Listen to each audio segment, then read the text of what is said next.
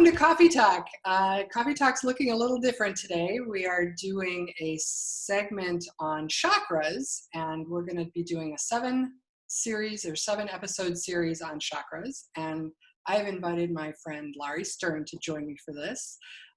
This is a very superficial dive into chakras, but I think it's really important now that everybody's kind of self-isolating that we talk about this, because I think it's fascinating. So Lauri's been my instructor for a little bit. She's a yoga instructor, and she's also a therapist, whether she knows it or not. Oh no! So, yeah. So this is kind of cool. Hang my shingle. Right? All right, welcome. We're going to talk about chakras. Why don't you explain what the chakra is real quick? Okay, awesome. So I'm so excited about this. It's one of my passions. That I started working with my teacher Rama years ago, and really connected with her chakra-based teachings. Not really recognizing at the time it was sort of what was missing from my yoga practice.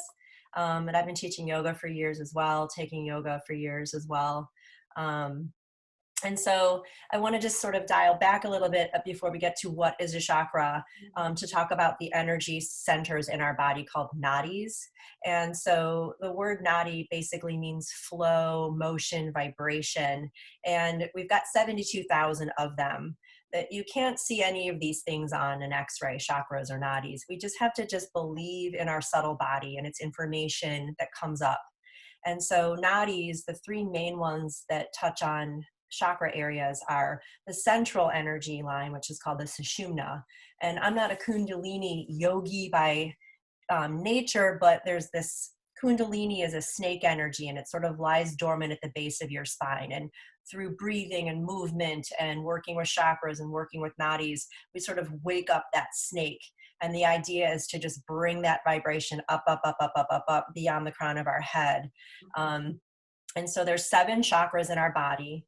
The nadis all begin at the base of our spine. The sushumna is the central one. And I like to imagine that like a lightsaber of energy. So when we take deep breaths, we're sort of increasing that light, increasing that width. And when we make space in our central energy line, we're also making space for the other 2 nadis. The ida is on the left and the pingala is on the right. And they, again, begin at the base of the spine. Ida is left, it's moon, it's feminine, it's nurturing energy. And then the pingala is more fiery, it's our male energy. And, you know, we can talk about nadis later about how if one is out of balance, what happens.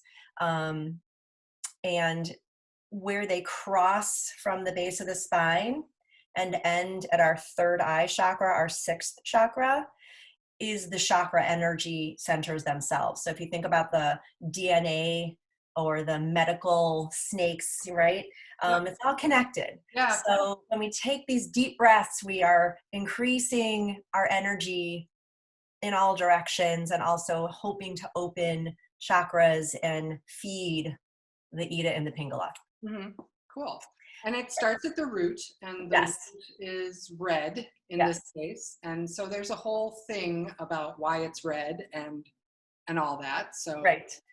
So to talk about a chakra, the Sanskrit translates to wheel. And so in class we talked about, you know, what does the chakra look like? And so you can just think about it on your own. You know, I think of it as a round ball. So some people think of it more as a horizontal disc spinning. Some people think about it as a clock face spinning. But if you kind of get into a 3D idea, then it sort of spins in all directions, right? And yeah, the color of it is red. The Sanskrit name for our root chakra is Muladhara. Mm-hmm. And so it's an energy center. And so just like any other energy center, sometimes we have a lot of energy, sometimes we don't. So when we're talking about our root chakra, when we're balanced in our root chakra, we feel safe and secure. We feel at home in our own bodies. Mm-hmm. And so we want to talk about how that manifests as imbalances when we don't have great chakra energy. If we're too low, we're too rooted, we're too immobile, too inflexible. Sometimes that can translate as being too shy. And that's not a bad thing. But if you find in your life is passing you by because you're kind of hiding and you're Yeah. not so secure and you're afraid, Mhm. that's one energy imbalance in our chakra, our root chakra. If there's too much, so too pingala, too fiery, we are all over the place. We're daydreaming, we're in our heads, we're just unable to really feel like we're grounded, right? And we all know those kind of people, the immobile, inflexible, rigid, and the I la found. la la la la. Right? Yeah. And so, right, but we need both parts to Yeah. operate in the world. So Sure. some days we need to feel rooted and Yep. stand our ground and own it. Yeah. And some days we need to sort of give up that anchoring to operate in the real world, right? And listen to ideas and hear other people. Great. Yeah. Um, Especially now, I think it's really important that people hear other ideas yes, yes, and kind of figure some stuff out together and not be so right. stubborn. Right. Right. So when we're working with this chakra, this root chakra, like I said, it's all about fight or flight here. And it's all about owning our right to exist. You know, how we come into the world in birth Mhm. immediately informs this chakra. So if you came into a safe home, a secure home, a loving home, that's going to be a different individual manifesting forward than a person who was born with a traumatic birth or birth to an addicted parent, or they don't have a home, they're homeless, or they move around a lot, right? So again, that's not necessarily a good or bad thing. It just is, Right. right? So when we talk about therapy, talk therapy, which is valuable, Mhm. I like to bring into my practice my personal therapy, chakra work, because to me, the subtle body is just as important as the Absolutely. obvious. Yeah, absolutely. I agree with that. I think that's really important. My son is studying Western medicine. I keep telling him, I'm like, you've got to start looking into some of this Eastern stuff Yes, because it's all connected and it's all important and it's right. all good. It's all good. All of it is good. You just have to Right. kind of balance it all and make your own informed choices about all this stuff. Exactly. And, you know, fear is one of our best teachers. And Yeah. so when we're uncomfortable in any situation, not dangerous. I'm just saying if something comes up that makes you cringe or fear a little fearful, you know, how does that translate? And so in our root chakra, fear can mean that insecurity, that and it can also mean like, you know, your son's a Western, I'm married to a doctor. And so when people are given information that they're not familiar with, Mhm. that brings up a lot of fear. Mhm. And so that's root chakra stuff, like own your thoughts, own your information, make room for other information. Mhm. But how you react to new information is also an indicator, in my opinion, of how grounded and rooted you are in yourself. If you're knocked off your base Yeah. because someone has given you some information that you didn't even know, Yeah. two things will happen. You're going to, you know, get angry at that person and make them stop doing that, Mhm. or you're going to feel bad about yourself because you didn't know it, Mhm. right? So again, those two reactions are very good pieces of information your body's sending you that you might need a little work in your root chakra. That's very interesting. I think too that right now, like some people are experiencing some big trauma, you Mm. know? I mean, it's very traumatic right now, everything. Yeah, And I think that that is also like, how do you react to that? And right. that's part of this whole root chakra thing. Yeah, yeah. And so one of the things we wanted to discuss, I know today, was, you know, taking this off our yoga mats. And here in your homes, whether you're in an apartment or a physical house with a basement, you know, you can start at your root. You can start at your basement and just sort of really take a look around your house. You know, whether you have a basement or not, you know, you can go room to room and physically turn the lights on, illuminate what is happening in your house, and fix what might be broken and secure your home. You know, the windows, if they're, you know, leaky, or your basement is leaky, or there's piles of crap everywhere that you need to declutter. Yeah. So when you make your home base secure and spacious, then you've got more room to explore how you feel secure there. And then, you know, you and I were going to talk about how to also take this outside of your home. So one of the best things we can do for our root chakra is to physically get outside, garden, take a walk, and take off your shoes and stand on the earth and really feel that connection. That is one of the best ways to honor the chakra, outside meditation, outside anything else we're going to discuss. Get outside and ground to the earth. Yeah, I think and my just breathe. chakra is just stronger than anything. I've been through this house. I've decluttered everything. I'm outside gardening. I'm doing all that. It's crazy. Right. You know, so you're working those roots. Working the roots. So one of the things we can talk about with chakras too, there's hand gestures in yoga called mudras. And so there's two that I've used in classes for the chakra. One is very familiar to a lot of us. It's Gyan Mudra. It's connecting the index finger and thumb, which connects the individual to the universe. And you can place this mudra anywhere on your body. I've said to you, I know that, you know, if you're stuck in traffic or you feel like you're getting a little anxious, especially when we're at home with everyone, or we're Zooming with our family, whatever you're doing, this mudra brings you back to yourself. So if there's a lot of energy around you, or you feel you're getting untethered, right? You're losing your grounding. This is a really good connector, and you just breathe, right? Okay. The other one is Muladhara. So our root chakra is Muladhara.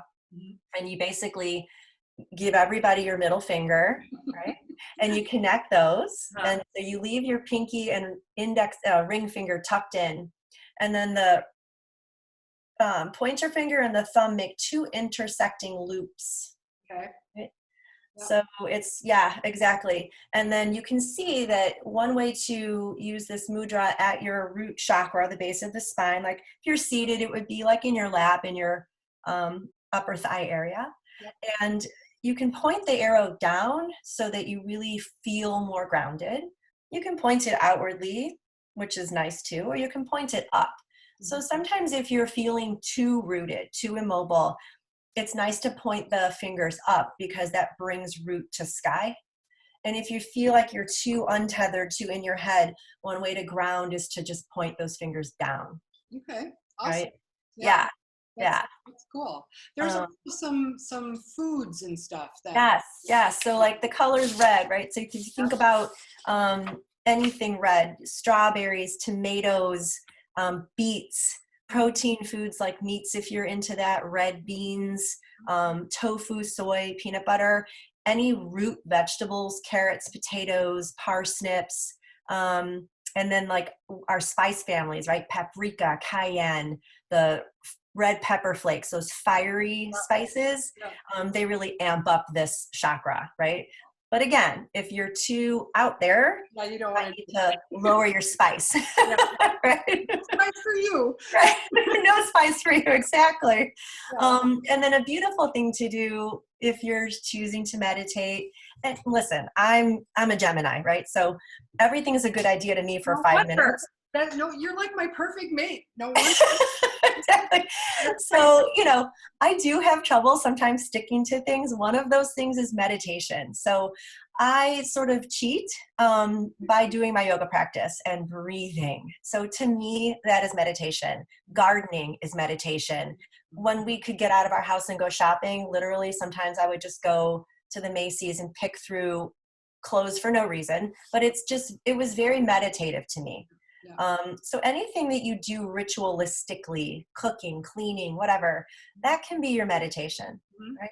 So if you're doing those things and you want to focus on your root chakra, then you just visualize the color red. Visualize from the base of your spine a million gazillion roots of all shapes and sizes, any red color you want, and just bringing that earthiness inside your body. Okay. And so, as you're meditating, as you're doing those things, this chakra, because it's all about our right to exist, I am statements such as I am home, I am grounded, I am safe, I am secure. Any of those positive affirmations that begin with I am, you can fill in the ... Okay. That's a way to also bring the chakra into balance. Okay. And then you also mentioned there are sounds for this. Yes, Right? yes, thank you. Right, so each chakra has a name. Muladhara is this one.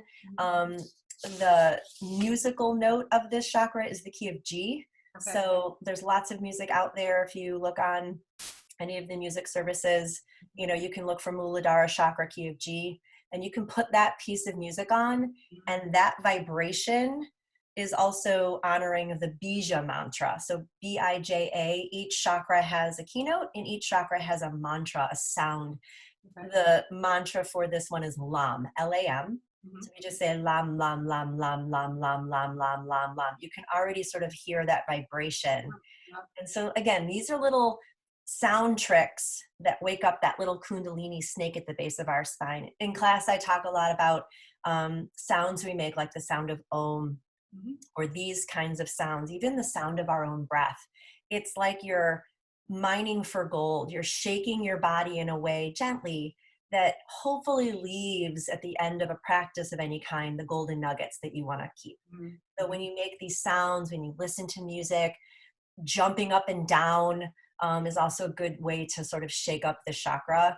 You kind of see what's left over, and the little jiggles and the little hums that we make kind of just shake it up a little bit, right?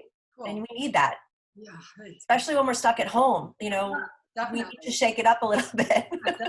Definitely. I mean, the weather's getting nicer. You can do this everywhere. Yeah. You can do this outside. You can do this while you're walking. You can do this. Walking, skipping. You can skip. I saw somebody skipping down the road the other day. It was beautiful. It was wonderful. So, you know. Yeah. Well, yeah. Cool. Just shake those chakras, right? You just got to give yourself a chance to feel the information and feel sometimes the discomfort. And that's a hard thing to do. That's the work though, right? We want to, what we like the least we need the most. And so sometimes when we sit with ourselves, which is hard to do, especially if we're with a big family, even just getting a quiet moment, going into the bathroom, you know, anywhere you can sort of shut out the world, even for 5 to 10 breaths is sometimes enough for some people. Yeah, definitely. Baby steps, right? This is a lot of big information, and we're throwing a lot of noodles on the wall, and hopefully throughout this series something will stick. I hope so. I think it's cool. I mean, I've been to class since September. I've been going to class, and I think that it's a very cool thing to explore. Yeah. You know, on top of everything else that you're doing in your life, I think this is really a sense of focus and a sense of peace. Yeah. And it really brings you a lot. Even if you do just a little of it, it brings you a lot. So it's very cool. Yeah. And no pressure, right? It's not necessarily something that you do every day. It's just something to think about. Yep, absolutely. Is there anything else about the chakra that is important or unique or? No, I mean, they're all important in their own way. They're all unique in their own way. And, you know, those imbalances that come up if you're too feminine in a chakra, too male in a chakra, those imbalances are kind of cool to notice, whether we want to notice them or not. And it doesn't mean there's anything wrong with you. You're not going to break, right? But we do want to be flexible so we can bend. And so part of this is mind bending stuff. Like people have never even heard the word chakra. People have never practiced yoga. It's not about that. Like I said, it's just about going around your own house or just sitting with yourself and seeing the color red, maybe all over your body. That might be your practice that day. That's pretty easy. Yeah, and that's fine. Yeah, anything you want to do is fine. That's exactly it. As long as you do it, just do something. Right. Right. Do something. Right. Cool. Yeah. You got. Thank you, Lauri, very much for joining me. This is just the first chakra. We've got 6 more to go. So join us. Come back, and we'll talk about the rest of them. Thank you so much. And if you want to tap into yoga practices, you know, I teach through Black Cat. I teach through Reach, and those are available online through Zoom classes, YouTube. Just do whatever you want. Do it. Yeah. Do it. Absolutely. Do it. Fake it till you make it, right? No doubt. Thanks, Lauri. Thank you so much.